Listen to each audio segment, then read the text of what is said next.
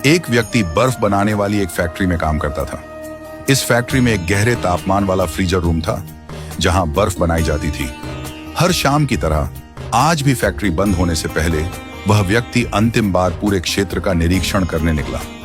जैसे ही वह freezer room के अंदर गया, किसी ने बाहर से गलती से दरवाजा बंद कर दिया और वो अंदर ही फंस गया। बर्फ के बीचों बीच -20 डिग्री सेल्सियस के तापमान में वह पूरी तरह अकेला, घबराया हुआ, बाहर से कोई आवाज नहीं, कोई मदद की उम्मीद नहीं।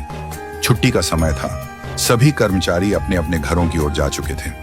धीरे धीरे जब उसे यह एहसास हुआ कि अब वह शायद कभी बाहर नहीं निकल पाएगा, उसके शरीर की गर्मी घटने लगी, हाथ कांपने लगे, होंठ नीले पड़ने लगे, उसकी सांसें भारी होने लगी और जीवन की डोर छूटती प्रतीत होने लगी। वो वहीं ठंडे फर्श पर बैठ गया और बंद आंखों से अपने प्रभु को पुकारने लगा। हे प्रभु, प्रहलाद को आपने अग्नि से बचाया, अहिल्या को पत्थर से मुक्त किया, शबरी के झूठे बेर खाकर उसे स्वर्ग का अधिकारी बनाया। अगर मैंने जीवन में एक भी ऐसा कर्म किया है जो आपकी दृष्टि में धर्म या मानवता के योग्य हो, तो आज मुझे बचा लीजिए। मेरी पत्नी और बच्चे मेरा इंतजार कर रहे होंगे। घर में मेरे अलावा कोई कमाने वाला नहीं है। अगर मेरा शरीर यहीं जम गया तो उनका क्या होगा? इतना कहते कहते उसकी आंखों से अश्रु बहने लगे। वह वहीं धीरे धीरे बेहोश होने लगा। करीब 1 घंटे ही बीते थे कि अचानक दरवाजे पर खटखटाहट हुई। दरवाजा खुला और चौकीदार दौड़ता हुआ अंदर आया। उसने बर्फ में पड़े उस व्यक्ति को उठाया और हीटर के पास ले जाकर उसे रगड़ने और गर्म करने लगा। कुछ देर में जब उसकी चेतना लौटी तो उसने थरथराते स्वर में पूछा, काका, आप यहां कैसे पहुंचे? किसी ने बताया आपको कि मैं अंदर फंसा हूं?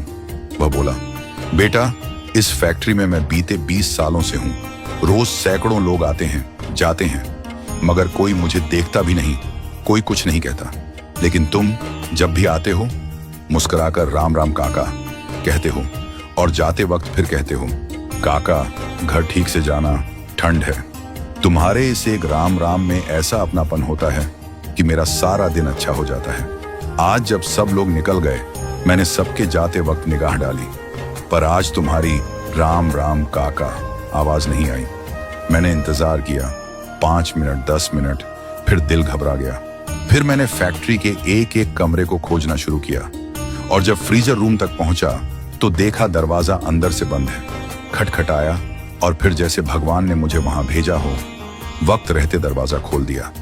वो व्यक्ति निशब्द हो गया। उसकी आंखों से भी आंसू बहने लगे।